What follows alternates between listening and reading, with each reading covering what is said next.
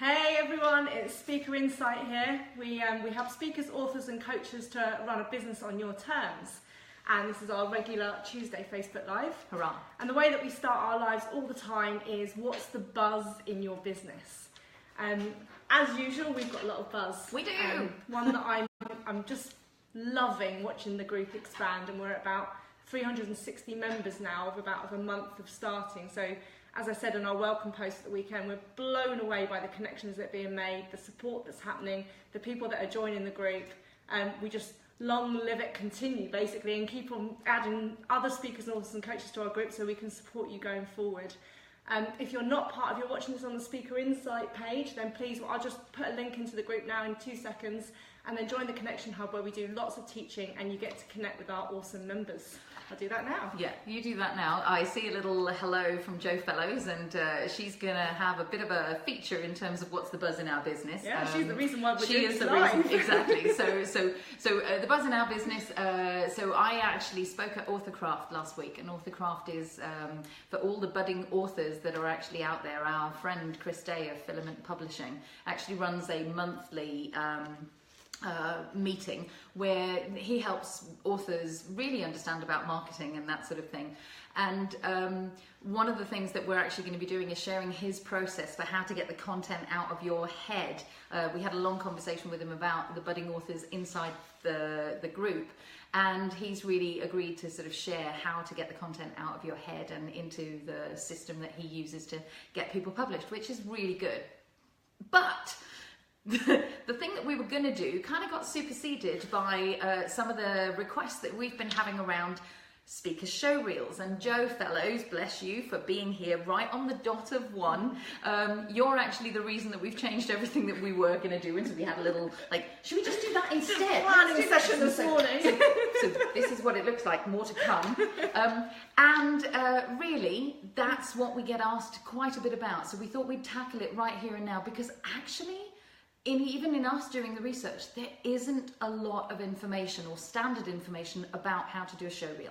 So I'm going to hand over to Kelly, wearing her kind of speaker booking hat, and yeah, take it away, hun. It was actually one of my bugbears when I still run the speaker agency, and obviously you get inundated with speaker applications all the time. And I'd asked to see their show reel, and probably about 80% of the time people wouldn't have one. So that's why it's really important as one of your assets. So in this Facebook Live, we're going to cover why you should have one, where to use it, and what should be contained in it. But the people that did have one and they showed them to me, I probably wouldn't have sent one over if I sent what they sent me. I have a few bugbears about show reels, and really, when I was doing research over this morning, thinking about the key people that I love, if somebody's a really impactful speaker and they've already made it, most of the time they don't have a show reel. They don't need it, right? They're famous, so the people already know of them. And then the ones that I thought would have a really good show reel, to be honest with you, they're pretty shit. The things I hate is really bad audio, really bad video, lots of fluff, and I'm not really getting the point of what they talk about, why I should hire them as a speaker. I don't get their style, I don't get their USP. So that's the stuff that we're going to cover on this Facebook Live. And I will be sharing 3 of the speaker show reels that I like. My top one is from Jonathan McDonald. We know Jonathan, and yeah, he's great. I love seeing him speak, and his show reel is good. Yes. I will set you the challenge that watch Jonathan's one, and if I was going to change something about Jonathan's show reel after this Facebook Live, tell me what you think I would change about it and put it in the comments, and I'll see if it's the right thing. But his is pretty much on there on timing, construction, what it contains, messaging, all that type of thing. So I'm going to put those links up at the end of the Facebook Live. But what we want to do is actually just talk about how to use it, what it should contain, where it should be, and the do's and don'ts of your show reel. So if you want to cover a little bit about, I know you want to talk about the inside. I'm gonna go back a step, because Kelly's always gonna go, like, you know, racing ahead and going, this is what you have and this is what it is, and, you know, sort of this is what you need to do. And I'm going, yeah, but do people even know what a show reel is? So bearing in mind that we're talking about speakers, authors and coaches, so really, some of you might well be sitting there going, I don't even know what a show reel is, and do I need one, and oh my gosh, you know, sort of like, and I'm going into panic mode, and what's going on? So let me take it right back to basics and say, A show reel, which you might also have heard as a sizzle reel or a demo reel out there in the work, is really a very short, and I mean that short, no more than 3 minutes, piece of video or film footage that showcases either an actor or a presenter's previous work. That is the official definition from Wikipedia. And actually, I'm going to take it one further and say, it's something that's here. It's that short video that's here to do a very specific job. It's about you showing yourself off in the best possible light. You cherry picking the actual snapshots in time that demonstrate that what you can do and how you do it and your style in a way that you guide and show the viewers of them. It's really a way for you to do a try before you buy type of thing for anyone who's considering booking you. So I'm going to let Kelly rant again. No, she's going to teach now. She's going to teach. I think she's done with the rant. So off you go. But when people say, where should I use it? I know I was qualifying with Jo this morning about some of her questions that she had around the show reel. If you want to either be hired by Speaker Agent, they don't have the time to go and watch you do speaking gigs, right? And a lot of the time when you're a professional speaker, the speaking gigs are in a paid corporate. You can't go in, the public can't access it, so it's not like I can just rock up and watch you speak. So the agent needs to see something of you in action. And that's one of my bugbears, first of all. A speaker showreel should show you speaking, right? It's not pictures of you with photographs and, you know, testimonial videos. I need to see you in action, right? I need to see your skill level, your style, the way that you demonstrate your work. All those types of things are really important. So that's one thing for a speaker agent. 2, if you are a coach, for example, who you want to go and speak on expos and you want to do exhibition stages or shared stages, then again, it's another way for that person to, as Helena said, try before you buy. It's no good having a look at someone's website and then they turn up and they've got the voice as small as a mouse and the impact of a gnat, and you've just put them in front of 10,000 people, right? So I want to see that, 1, you've done that size audience before. Yeah. And 2, that you actually, I'm watching this like a movie trailer. I'm like, I want to see what the punchline is. I want to go and see that film. I really want that showreel to draw me in. It's another good way to have a showreel, and it doesn't have to be a speaker showreel if you are using video, which we know video is the way forward in marketing. You might have a showreel of some form on your Facebook cover photo. So now rather than just a photo, you can have a video playing, or your YouTube channel. And these are just a little snippet into you, a little taste bite into you. Your showreel could show you the awards. If you've got industry awards or coaching awards or speaking awards or things like that, you can have those things come up just like on a movie screen where it's like Oscar nominated and the Times said this. That's the type of thing I want your showreel to have the impact of. Tiny credibility pieces that you can just kind of breadcrumb in. Yeah. And like a showreel, the purpose of it is to have a call to action at the end. The call to action is to book you as a speaker. So there's a caveat on this, right? If you're using your showreel on your own speaker website, on your Facebook page, and on any marketing material, your call to action needs to have book and then your name and then the website address or however they go and book that. If you're submitting a showreel to be managed to a speaker agency for them to manage you, you need to edit out that end call to action. Because the speaker agent doesn't want people being shown to your website, they want the bookings to come to them so they can manage it and get the fees. So you need 2 versions. Yeah, one for you, for your own marketing purposes, and one to send to your agent so that they can use that showreel on their behalf. So that's where you're going to use it, right? That's the purpose of your showreel. And it's also looking a little bit about the call to action, because you want people to want to book you as soon as they've seen that. So now we're going over to what they should contain, and actually what I was mapping out with Helena this morning was actually this sort of like my ideal scenario, which Jonathan's is pretty there, the one that I'm going to show you. But this is what I think would be, if I was looking at this, I'd go, okay, this is a person's nailed it from content, quality, demonstrative of all the things I want to see. The first thing is that I want to see in your showreel. This is the bit where you get your pens out. So I'm just actually going to say this and like do some filler stuff right now. So that this is a real call to go get a pen, get a piece of paper, because she's about to do the serious teach here. And go. I'd love you to have video footage of you on at least 3 different stages.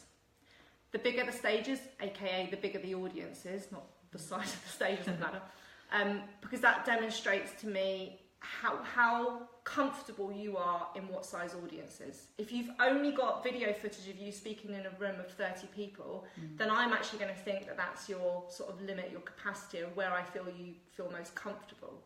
So the larger stages that you've spoken at, get the video footage, and I want to be able to see that you're wearing different things, that the backdrop's different. If you've spoken on like a TEDx stage or a TED stage, then get the TED logo in there, right? If you've spoken at a certain corporate or an expo, then just see that the person can see the types of stages that you've spoken on and the size audiences. Obviously that you have permission for. Yeah. So if you are speaking, I was going to do that later, let's do that now. Sorry. If you're going to speak at a corporate, you have to get the waivers agreed first of all. That one thing that they might not allow you to have the audio footage because it might be confidential stuff that's being spoken about, but they might allow you to have the video footage that people can't see hear what's being spoken about, but they can see it.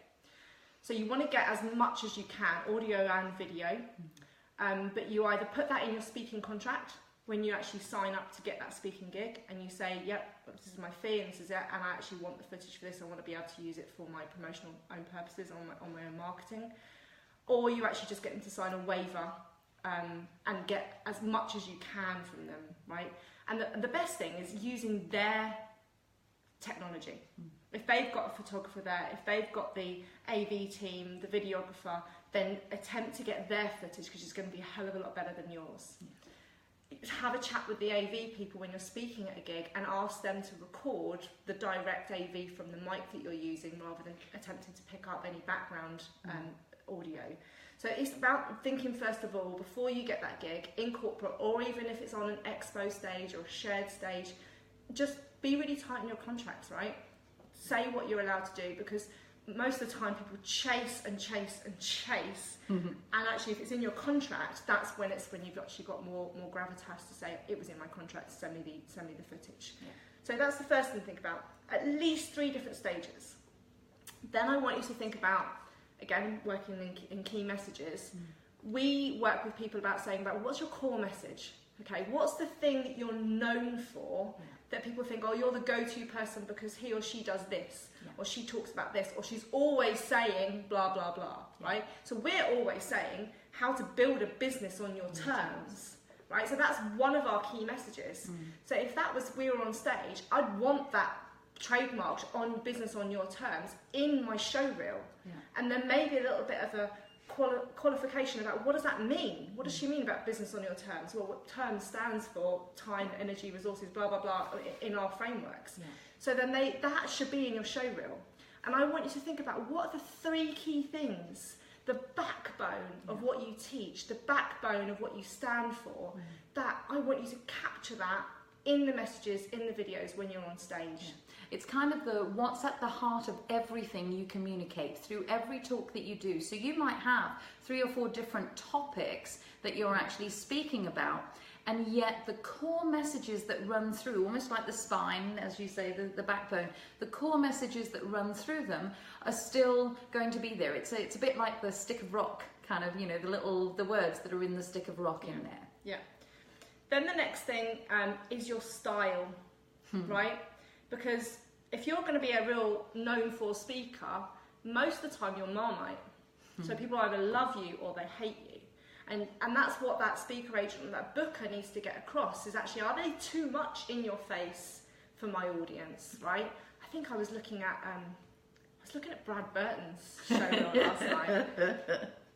It's a certain brand of something. Have a look at Brad Burton's, right? And for me, that would be a complete turn-off just for the way that he dresses, he comes across, and and so I would instantly see that from his style and his theme. But he's, booked all over the place. So it's got to be, where's your audience, where's your avatar, where do you fit, what they're looking for? And then what's your USP? What makes you stand out? Is it your style? Is it your key messages? Is it your experience? Is it your credentials? Is it your story? Because then you've got to get that bit in the show reel, right? You've got to think, I've never seen that before. I've never done it that way, right? So it might be you teach something, but you've got a certain prop. I know there's speakers that we manage that use magic as part of their analogy of how they get the stuff across. So you've got to think, if there's something about you that's different, then that also needs to get into the showreel. I think I said it before about any sort of accolades, awards, industry standards that you've met, then those things can come up on as text as we're going through the showreel, just to add more credibility. Testimonials are key. Right, I think I've not got a massive preference, but I think the text version of testimonials works better than the actual getting somebody in a corridor of an event, because normally the sound is crap and it's hard to edit exactly what you want them to say. And you can actually so you can still have the reel going on behind of you actually speaking with just an opaque words that people have said with where they've said, where they've come from, so that credibility lends itself. So they're still seeing you speaking in the background, but what they're doing is reading what other people, the social proof that, is actually said about you. So testimonials are important, written, or just to give that credibility that people have said, I saw so-and-so speak, this is the impact they made on my company, this is what I walked away with. And, if they've got one-liners, then great. It's just like, the front cover of a book, which is what people say they would. Emma's saying we should just sprinkle those on. I love our PR queen. Yeah. And then the other thing which I quite like as a unique style on the Speaker Showreel is I like people to be interviewed completely off stage, right? So it would be like a side-on interview with Helena. Yeah. And the bit that I think that is really nice to add into a showreel that most people don't do is actually interview about why you do what you do. Right? Why do you speak on this subject? Why are you so passionate about it? Why is it aligned to your purpose? Because normally when you're on stage, you don't talk that. You're talking about the content. You're delivering what you're there to do in your keynote. Yeah. But the behind the scenes of why you do that doesn't always come out in your keynote.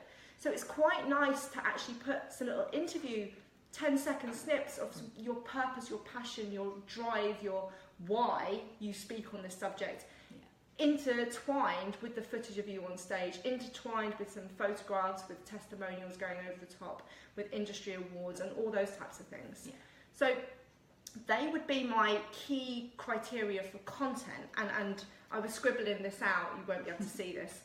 I like storyboarding it out. So if I just read you, we're going to create this into some sort of document. we will, so that you can all actually have access to it, because we realise there's too much juice in here for us to share right here without you having it as well. Yeah. But so the opening sequence, I quite like it when an MC is introducing you and you use that as the introduction, because normally they add some credibility bits in there and they say, welcome so-and-so, and that's the first that comes up with your name, maybe a quote, maybe some industry standards, while an MC is actually introducing you. Then you want a shot of you on stage, on this first stage, with one of your core messages, right? So that's the shot of you there, the actual section of you. Then maybe it cuts to a section of having that one-to-one interview about why you speak about what you speak about, what's the driving force.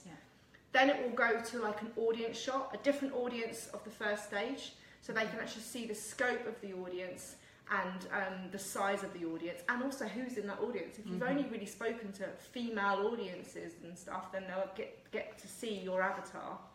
Then it goes to a second core message of you on a different stage. Then it will go to a testimonial, whether that's written or someone's video testimonial. Then it might cut to an audience reaction. That's always good if you've got people that are laughing or engaging or doing an activity that you make them do as part of your keynote. Then just show the audience reaction to what you're doing. Then another section of the interview. Then a stage shot. So I want to see what your slides look like. I want to see the quality of your slides. Or if you use props, I want a shot of a section of you actually on stage where I can see your work. Then the third core message, which is a real killer, what you want to leave in their brain about what you do, one of your core messages. And then the end slide, which is the call to action to book you, whether it's booked to you on your website or whether you leave it blank and then use that for the speaker agent. So that's just what a storyboard thing, and if you sit down and look at this and go, I haven't got that, I need this, I need that, then this gives you a plan of action to actually say, well, what am I going to do next, and we'll talk about that in a minute, to make sure that I've got everything I need for a perfect showreel. But there are my bugbears that I really want you to consider, these things that Helene's going to talk about, of the essential things to make a good showreel, right? Yeah, so the first thing is, it is a trailer, so you know we want to have some continuity running through it. So the visuals aren't going to do that for you, so let's make music do that for you. So if you have some background music playing, and again, fit it to the feel of what you want it to be, which is what we were talking about earlier. Somewhere like bsound.com will give you some royalty-free music. So you might need to listen through a little bit, but what would be the soundtrack for you that would sit in the background of you actually speaking? So that's the first thing. And that goes back to style, right? Absolutely. If you're an MBS speaker, then you're going to want some soft, relaxing, mind, body and starts. Then you're going to want some soft, relaxing music. If you're someone like Brad Burton, you'll probably come on with like Eye of the Tiger. No. It is actually, I've seen him, and it is actually a heavy metal kind of rap thing. It's really quite powerful and in your face, a bit like him. So fit your feel, right? The music has got to fit the style, the USP, who you are. It's got to be packaged up with the music. Yeah. The second thing is really to actually look at getting some really high quality video and audio footage. You know that feeling when it's like, you know, scratchy audio or it's fuzzy pixelated video. That's not going to show you off in your best possible light. So what we're really talking about, Kelly said it earlier on, if you can organise, if the event is being filmed anyway, organise with the AV crew, or actually have it in your contract that you can extract that video, because you want the highest quality possible. Remember, this is the trailer that makes them buy the production, that makes them buy the movie, right? And then the other piece is, have you got different shots? So you want to get footage that's coming from all angles, from behind the audience, from, you know, close up, from the sides, so that you've actually got illustrating, you know, where you're speaking, where it's at, noticing, you know, any of the signage if that's important for a credibility perspective, and also some shots of you, you know, with the slides in the background, or you with your props. So again, think about, am I showing myself off in the best possible light? And here is the key. No more than 3 minutes. Right. Even one of the ones that I'm going to show up as an example is about 6.5 minutes long. It's just too long, right? You don't, to get these 3 key messages, to show you on 3 different speaking stages, to have all of that, it doesn't need to be longer than 3 minutes. I've just seen Brett's comment. Yeah. I'm going to address this. So Brett's just said, chicken and egg question, how do you get on big stages to build a showreel if you don't have a showreel? The answer is expos. Yeah. Right? The conferences and expos, you won't get paid predominantly to speak at them. Well, it depends. The smaller rooms you will. The smaller rooms you won't, sorry, but the bigger stages you will. It's not going to be a lot. It's going to be £1,000 maybe, a few hundred quid. Yeah. Depending on the expo, right? There are small ones that go on all the time, which you might just have an audience of a few hundred. It's just to show the demonstrative of that you can do more than a small room of people. And the thing about this is that, you know, one of the things that we talk about in terms of business on your terms, whenever you say yes to something or no to something, think about, what is the purpose of me saying yes to this? So it might actually be that you would not normally say yes to that particular expo.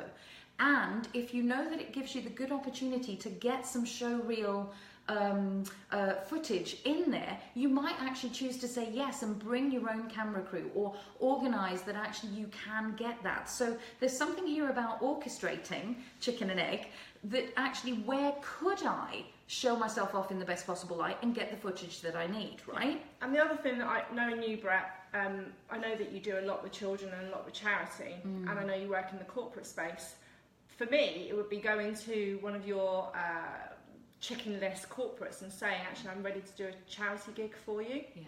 And it's basically, I'm going to donate part of my fee to this children's charity. I'm not going to charge what my normal going rate would be. My only caveat is that I'd like it filmed. And this is a chance for you to actually go into that corporate and do an assessment with them and say, what's your needs at the moment on leadership? How can I help you? And maybe if I do this bit for free or as a donation to charity, then we can talk about later how I can do more work with your SLT or whoever it might be to actually do some training in there. But there are, you know, if corporates are, if you think, well, I'm going to do this to give myself credibility, then offer that out to people. As long as you get contracts signed, as long as you do dot the I's and cross the T's, you can do something charity based and also it's a win-win-win. The company gets something, the charity gets something, and you get your bit for your showreel. So it's another option as well as doing free expos. Yeah, and so of course that then kind of, I keep going back to what's actually the bit before that. So for some of you, bearing in mind we talk to speakers, authors and coaches in here, some of you are going, I don't have a showreel, should I have one? I don't know, where does it go? Where do I put one? Should I be thinking about having that? And so there's a couple of things in here. I'm going to talk a little bit and then I'm going to hand it back over to Kelly. Because actually, who should have one? You can all think about employing some or all of these elements into what you do. So whenever you are speaking somewhere, make sure you at least get some photographs. And at the very least, we definitely have come from a background of a particular training that that allows us to say, film everything, because you never know where the feedback's actually going to come. Even if it's just on your iPhone. Everything. That's it. And so, you know, get someone in the audience, you know, trust them with your phone and get them to actually, you know, the impromptu 5 minutes that you've just been asked to do, get it filmed in some way. My caveat about filming everything is please just invest in a real standard tripod. Yeah. The worst thing is having someone in the audience and you just can't use it, right? You only be able to extract the audio from that if it's good enough. So just have a tripod that you put at the back of the room and it's done. Yeah, and so the big piece here really is you know, should I have one and where do I put it? So we were having a discussion earlier on around websites and where does it go? So where does it go, Kelly? Not that I know all the answers. Yeah, I know, right? From a preference, I think most of the people that I manage as a speaker, especially if they're speakers, authors and coaches, is they have a company website where all of their coaching packages, what they do, if they've got license and IP, team, etc., that all goes on there. But most of the individuals, the founders of those companies, have their own domain name, which is normally your name, and that is really your speaker website. So your speaker website is not it's a static website. It's not where blogs and stuff go up to get SEO. It's purely a reference piece. I know someone like Emma's going to love this, but it's where I would put media packs on there. So it's got all your high-res images. It has your showreel on there. It has your bio on there. It has your speaking brochure. It has your main keynotes. It has your leadership topics.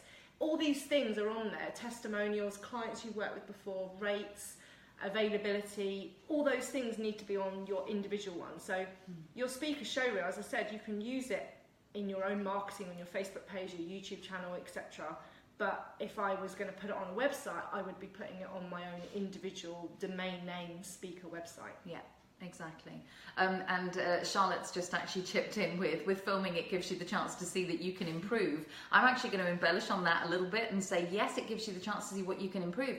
And it allows you to actually hear what's landing. Because I don't know about you, but you know, when we're in the moment, we end up saying more things that were planned out, you know, in that way. You catch yourself in the moments of brilliance as well. So when you are re-watching yourself, and for some of you that might be cringeworthy, do it anyway.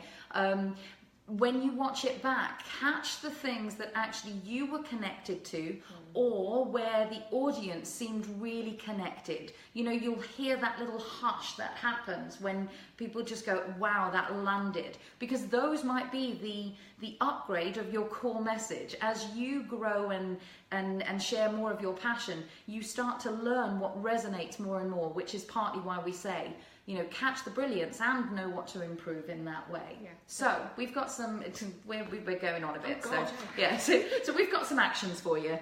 So the first thing I want you to do is I want you to plan out a storyboard, right? So just like we went through on here, you don't need to wait for me to type this up. Yeah. I just want you to work out, have I got testimonials? What are my 3 key messages?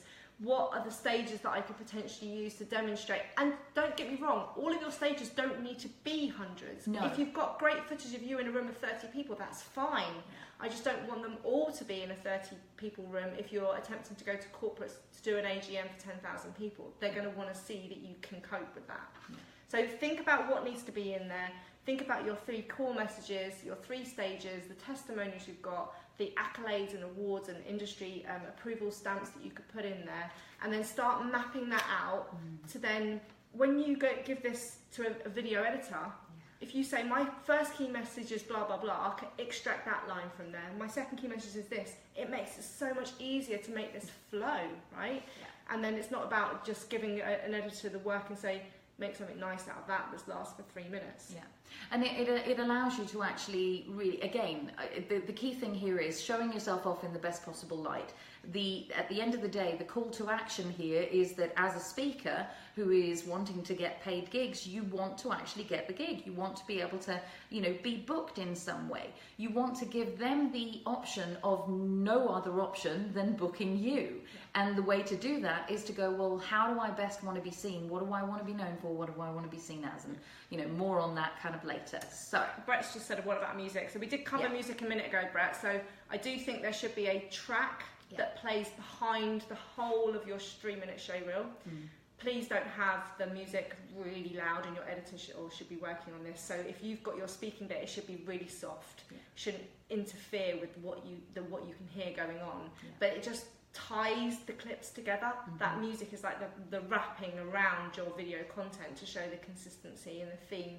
And as I said, that music needs to be in the style of you, right? So that they expect, they don't, when they hire you, they go, well, I didn't realise he was going to come onto this rock music, right? Like, so it's going to be making the impression, the feel to the fit that you actually want to give those people. So bsound.com is one of the things that we've said, Brett, to get some royalty-free music and just listen to stuff and see, and just make sure that it's either as long as 3 minutes or that you can put it on a loop and it doesn't sound like it's disjointed. And really the final thing here is that as you grow your influence and your impact, it may well be that you need to update. So there's a regular re-watching by you of the show reel and a regular updating of it as well, because actually we're all growing and evolving our businesses and moving ourselves forward. So as I say, you might shift a teeny little bit with the wrapping that you put around the core messages. Those might even shift and change a bit. So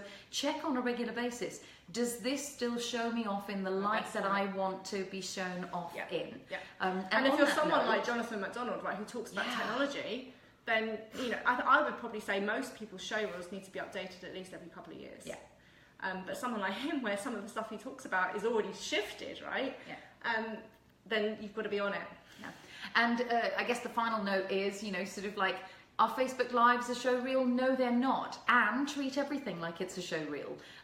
So when you are actually looking at wherever you show up, wherever you can be seen, that is still evidence of how you do what you do. So show up as you as much as possible, wherever But possible. also, and on that point, like Richard McCann's one that you'll see that I'll put the link in, it's got some of him being interviewed on breakfast television. So it shows the credibility of him of actually being seen as this go-to expert and where he's been interviewed as well as on stage. So there are things that you can involve in the show reel that isn't actually you on stage. But my main thing is if you want to get booked as a speaker, the person booking you needs to see you speak. Okay, that's the key thing. I want to be able to see you speak, and I want to see evidence of the size audience that you're comfortable with speaking at. So storyboard it out, film everything. If you haven't got anything at the moment, don't worry. Just start thinking, where can I speak? Is it someone's comment? Yes, it's Charlotte. I'll finish with Charlotte's comment. Think, where can I speak that can get that size audience, that has that credibility? Use some of the techniques of expos or charity gigs, but just make sure that you get things signed in contracts or waivers so that you make sure that you own that footage and you have the right to use it. And on that note, make sure your hair looks great. So nice that one Charlotte. is courtesy of Charlotte. A hairdresser. So on that note, go off and do your homework. For those of you who are looking later, a big hello and a welcome to you. I know that you've just watched all the way through it. Chances are you'll go back and actually just look at the stages. And please, if you've already got a show reel, put the link in it. Let's down have a look. below. I'd love to see have the a show look, reels. right? I'm going to share 3 of the ones that I think have got the best evidence of the things that we've spoken about today. Not all of them are the right length, not all of them have great high quality footage, but you get an idea from what we're seeing to get some inspiration for you. But I'd love to see anyone's show reel here. Let's share, let's learn from each other. Definitely. Right, on that note, have a great day, and we'll catch you next week or in the Connection Hub come and join us. We'll put the link in. Okay.